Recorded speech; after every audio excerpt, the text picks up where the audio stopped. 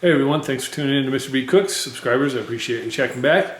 New viewers, you should become subscribers so you get awesome meals like this. Today we're going to be doing a stir-fry beef and cabbage. So, jumping right in here. This is one head of green cabbage that I've just chopped up.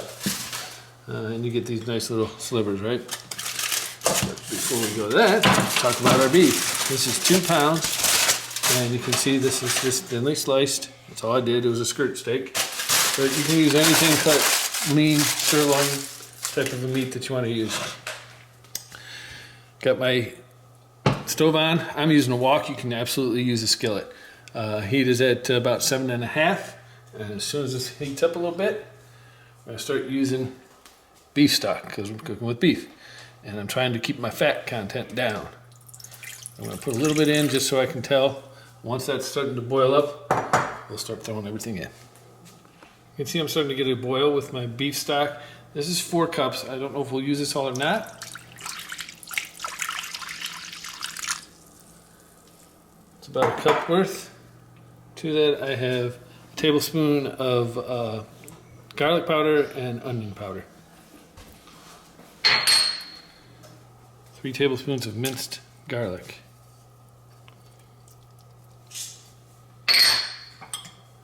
About 1/4 of a yellow onion chopped.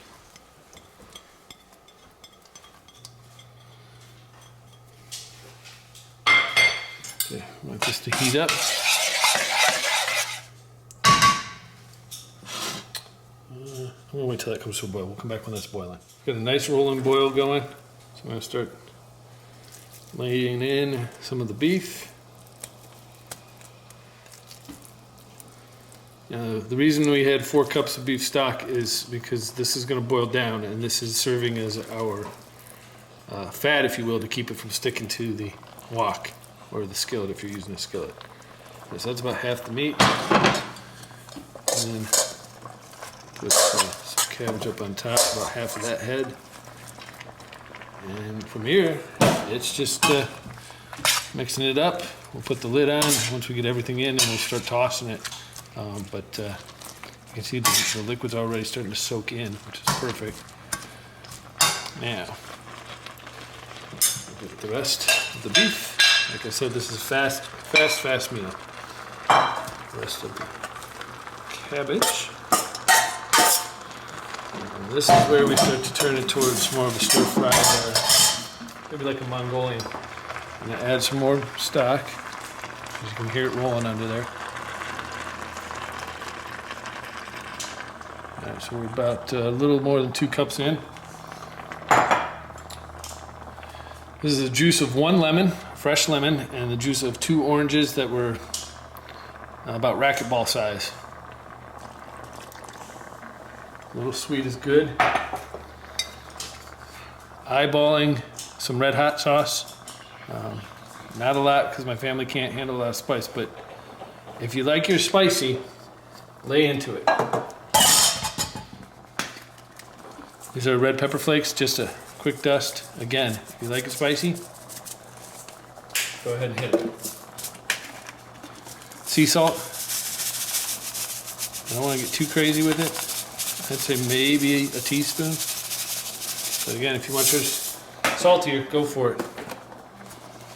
Black pepper, about the same, just a quick dust.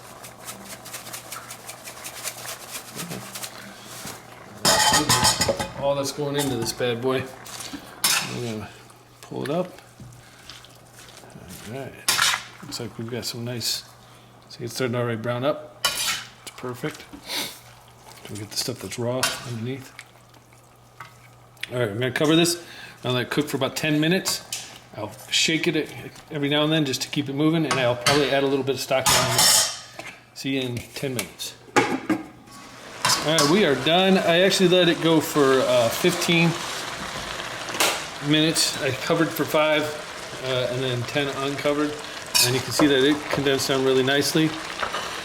Now, I'm just going to scoop out some. And I did not add any additional. If you like a little more juice in there, you know, go for it. Also, if you add more juice and you want it thicker, feel free to hit it with some cornstarch. So there's that. Quick dressing to make it look nice. Since we had an orange in there, we'll put the orange on the side. And we'll put a little bit of green on here. Another addition that would be good to this is scallions, green onions. Okay? Yeah. All right, otherwise, you know the drill. Subscribe, share, like, comments down below. Let me know what alterations or substitutions you make. And otherwise, check back for the next video. Take care. Peace.